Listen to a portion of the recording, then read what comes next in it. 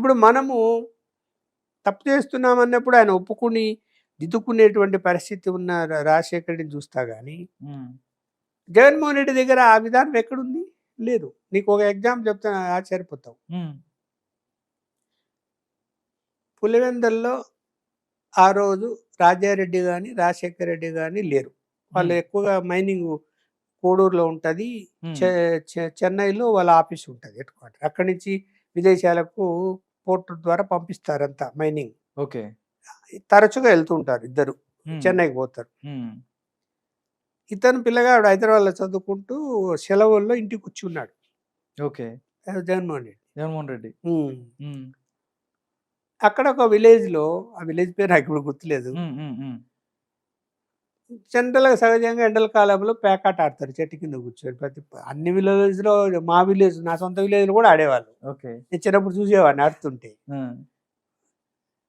పేకాట ఆడుతుంటే ప్రతి విలేజ్లో 2 గ్రూపులు ఉంటాయి. అక్కడ ప్రతి విలేజ్లో 2 గ్రూపులు గ్యారంటీగా ఉంటాయి.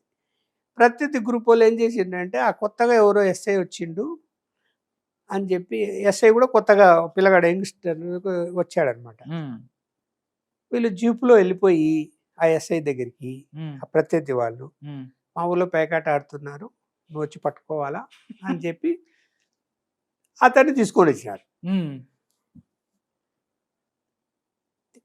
అతను రైడ్ చేశాడు. రైడ్ చేసి వాళ్ళందరినీ తీసుకొని, ఆ పేకాట తీసుకొని 5గురు 6గురు తీసుకెళ్ళాడు. తీసుకెళ్ళాడు స్టేషన్కు. తీసుకెళ్ళేసి స్టేషన్లో లోపల వేసేసి పెట్టి ఉన్నాడు. వీళ్ళు ఏం చేశారు, ఈ ఎవరైతే అరెస్ట్ అవుతున్నాయో అరెస్టెంట్కి సంబంధించిన వాళ్ళు కొంతమంది, వీళ్ళు ఒక జీప్ వేసుకొని పులివెందులు, ఎవరు చెప్పుకోవాలి, వాళ్ళు నాయకుడికి చెప్పుకోవాలి కదా. రాజశేఖర్ ఉంటాడు, రాజారెడ్డి ఉంటాడని పోయినారు వాళ్ళ ఇంటికి పులివెందులకు. పోతే ఇద్దరు లేరు. ఈమె ఉండింది, వాళ్ళమ్మ విజయలక్ష్మి గారు, విజయమ్మ ఉండింది. ఆమెకు పడకపోయారు, ఎట్లా విడిపించాలి, ఎవరో ఒకరు వచ్చి చెప్తే వదిలిపెడతారు. జనరల్గా ప్యాకెట్లు పట్టుకుంటుంటారు, వదిలిపెడుతుంటారు. పెద్దగా కేసులు కట్టరు, తీసుకెళ్తారు. ఏదో ఎవరికైనా డబ్బులు ఏదైనా అవసరం దొరికితే అవి తీసుకుంటారు, లేదా నోడెట్టు కొడతారు, వేసి పంపించేస్తారు ఇళ్ళకు. జనరల్గా జరుగుతుండేది అది. పెద్దగా కేసులు బుక్ చేసిన సందర్భాలు ఉండవు. ఓకే. కానీ వాడు ఎస్ఐ కొత్త కదా, మంచి హీట్ మీద ఉంటాడు. వాడు ఏం చేసాడు, పోతాను ఎఫ్ఐఆర్ రాసేసేసిండు. వీళ్ళను పిల్లల్ని అడిగేసి ఎఫ్ఐఆర్ రాసేసి వాళ్ళని చెల్లో పెట్టి లాకేసి కూర్చున్నాడు. వీళ్ళుగా ఇక్కడ పోతే, సరే ఎవరో ఒకరు అబ్బాయి ఉన్నాడు అంటే ఆ అబ్బాయిని పంపించండి, ఎవరో ఒకరు వానికి చెప్తే వింటాడు అని మంచి పద్ధతిలోనే పోయాడు ఇతను జీప్ ఎక్కి. జగన్మోహన్ రెడ్డి కదా పోలీస్ స్టేషన్ పోయాడు. యంగ్ జగన్మోహన్ రెడ్డి పోయాడు. పోయేసరికి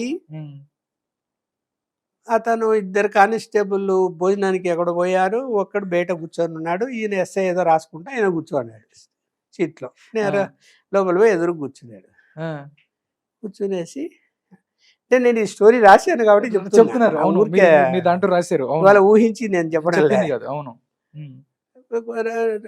కూర్చున్న తర్వాత, నేను రాజశేఖర్ కొడుకును జగన్మోహన్ రెడ్డి ఏం చెప్పండి, వాళ్ళంతా మా వాళ్ళు వదిలిపెట్టి ఎఫ్ఐఆర్ అప్పటికి రాసినాడు ఎఫ్ఐఆర్ ఆల్రెడీ అయిపోయిందండి.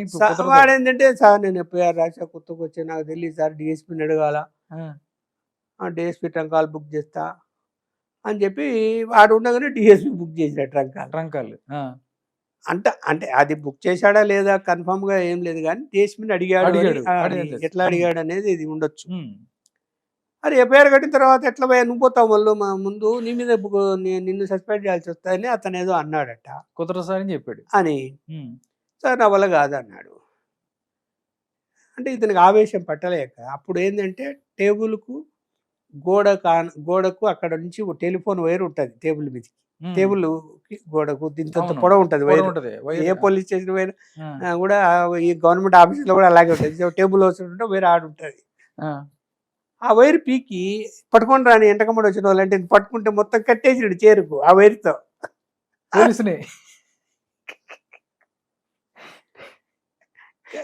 కట్టేసి కొత్తగా వస్తున్న ఎస్ఐని మొత్తం కట్టేశాడు. తలాలు అక్కడ ఉన్నాయి, తీసుకొని తలాలన్నీ తీయండి అని అటు తీశారు. ఉమ్, వాళ్ళని పిలుచుకొని జీపులు ఎక్కించుకొని వాళ్ళ ఊరిలో వదిలిపెట్టి మళ్ళీ పులివెందులకు వెళ్ళిపోయాడు. అప్పుడు ఒక పేరు రాస్తే ఇది మళ్ళీ మనం ప్రూవ్ చేయడం కష్టం కదా, మళ్ళీ మీరు కూడా మళ్ళీ అప్పుడు కొంత ఇన్వెస్టిగేషన్ జరగాలి కదా. ఇప్పుడు దానికి ఏమైందంటే మరుసటి రోజు అది జరిగిన తర్వాత ఆ, ఇటు భయపడిపోయి ఆ, ఈలోగా వాడు బయట కానిస్టేబుల్ నువ్వు ఇంటికి పోన్నారు అని వాడు వెళ్ళిపోయాడు పరిగెత్తా. ఉమ్, వాడు వెళ్ళిపోయాక లేకుండా ఉమ్, ఎవరు లేరు, ఒకటే ఉన్నారు. ఈలోగా భోజనమైన వీళ్ళు వెళ్ళిపోయినారు, వాళ్ళు భోజనాలు మీద వాళ్ళు వచ్చారు, కట్టిని తీసేశారు. ఉమ్, ఇంకా పరిగెత్తుకుంటూ డిఎస్పీ దగ్గరికి పోయాడు, ఉమ్, ఏదో చెప్పుకున్నాడు. ఆ, ఎస్పీకి చెప్పుకోపో నాకేం తెలియదు అన్నాడు. నేరుగా మరుసటి రోజు ఎస్పీకి, అప్పుడు రాత్రి అయిపోయింది, మరుసటి రోజు వచ్చాడంట. ఉమ్, ఎస్పీ బంగ్లాకి వచ్చి ఉమ్, ఎస్పీని కలిసి నేను సెలవు పెట్టేస్తాను సార్, ట్రాన్స్ఫర్ చేయండి, ఇలాంటి సెలవు పెట్టేస్తాను అని వాడు సెలవు కూడా పెట్టి పోయిండు. ఉమ్, అతను వచ్చి జరిగిందంతా అక్కడ చెప్పడం వలన ఆ బయట ఉన్నటువంటి వాళ్ళు క్యాంప్ క్లర్క్ వీళ్ళందరికీ తెలిసింది. నాకు చాలా క్లోజ్ వాళ్ళందరూ. వీళ్ళందరూ నేను రొటీన్గా మార్నింగ్ ఏం చేస్తా అంటే ఈ ఆఫీస్కి పోయే ముందు అలా వెళ్ళి ఎస్పీ బంగ్లాలో పోయి ఒకసారి టచ్ కూర్చొని, చేసి అందరిని ఎందుకంటే అప్పుడు మొబైల్ ఫోన్లు ఉండేవి, ఏముండేవి కదా అసలు ఎఫ్ఐఆర్లు అన్ని పర్సనల్ గా తీసుకొచ్చి ఇచ్చేవాళ్ళే కానీ ఈమెయిల్ ఉండవు. నెక్స్ట్ ఏదైనా అర్జెంట్ ఉంటే ట్రంకాల్ బుక్ చేసి ఇట్లా జరిగింది సార్ అని చెప్తారు తప్ప, వాళ్ళు ఏంటంటే ఎఫ్ఐఆర్ కాపీలన్నీ క్యాంప్ క్లర్క్ దగ్గరే ఉంటాయి, పెట్టుకుంటాడు. పొద్దున్న ఇంకా ఆయన సీట్లకి రానప్పుడు ఇల్లు పెట్టుకొని వరుసగా పెట్టుకుంటారు అన్ని. అవి చూపిస్తారు నాకు ఎక్కడన్నా జిల్లాలో ఎక్కడ ఏం జరిగినాయి ఏంటి. అట్లా ఊరికి జనరల్గా రొటీన్గా పోయా. పోతే ఇట్లా జరిగిందని చెప్పారు వాళ్ళు. చెప్తే ఆ రోజు వార్త రాశారండి మీరు తర్వాత అదే కదా యువనేత అన్నారా అని చెప్పింది. చెప్పిన తర్వాత మరి కానీ నేను వెంటనే దాన్ని అసర్టైన్ చేసుకోవాలి కదా, దాన్ని అసలు జరిగిందా లేదో తెలుసుకోవాలి కదా. అప్పుడు మళ్ళీ ఎస్పీని కలిశాను. లేదు లక్ష్మణ్ ఏంటి ఎందుకు ఏదో ఆవేశంలో జరిగిపోయింటే పిల్లగాళ్ళని తెలియక ఆ పిల్లోడు చదువుకుంటాడంట. ఇది రాజశేఖర్ తెలిసింది అప్పటికి. ఏం చెప్పాడు రాజశేఖర్ ఫోన్ చేశాడు ఎస్పీకి. ఫోన్ చేసి పిల్ల ఎఫ్ఐఆర్ కట్టకండి, చూడండి దయచేసి అది ఇది అని. పొద్దున్న పేపర్లో వార్త వేసేసా, యువరాజు అని వేసేసా. యువరాజు వేసిన తర్వాత అడిగారా ఏమన్నా?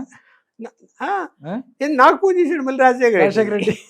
ఏందా యువరాజు ముచ్చాడు కదా, నేను ఈనాడు ఇట్లా ఇన్ని గంటలకు ఆఫీసులో ఉంటామని ఆయనకి ఐడియానే కదా, గంటలకు మా అబ్బాయి యువరాజు అది తింటారు చేసి అంటే ఇంకా అప్పటికి ఎఫ్ఐఆర్ కట్టలే. చూడు పేపర్లో వచ్చింది కానీ ఎఫ్ఐఆర్ కట్టలే. ఎస్పీ ఏమంటున్నాడు, ఆయన మళ్ళీ మా మీద వార్తలు రాయనంటే ఎఫ్ఐఆర్ కట్టం, లేకుంటే ఎంటబడతాడు, మమ్మల్ని వదిలిపెట్టాడు, నువ్వు ఆయనకి చెప్పుకోవాల్సిందే, మా చేతిలో ఏమీ లేదు, ఇంకా జరిగింది మాత్రం వాస్తవమే అని చెప్పారు అని కూర్చొని చెప్పారు. ఇంకా నాకు ఏదో 2-3 సార్లు ఆఫీసులో ట్రంకాలు చేశాడు. మళ్ళీ నేను మధ్యాహ్నం 11కు 12కు దొరికాను. ఏదో వదిలిపెట్టే అవన్నీ వాడు చదువుకుంటున్నాడు, వానికి మా మీద అంటే ఏమైనా రాసుకోవద్దని అన్నారు. పిల్లోడి మీద ఎందుకు వాడు ఎందుకు వాడు చదువుకుంటున్నాడు.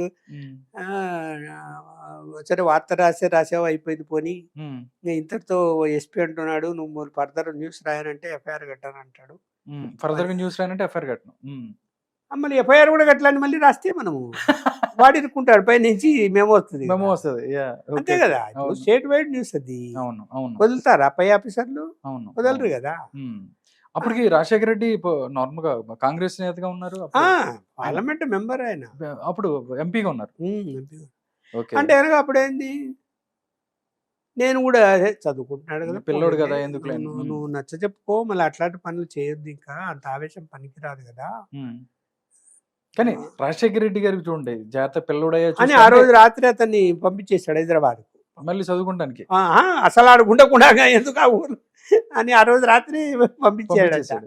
లేదే అవన్నీ పంపించేస్తా ఈ రోజు రాత్రి, ఇంక నేను అంతటితో వదిలేసేసి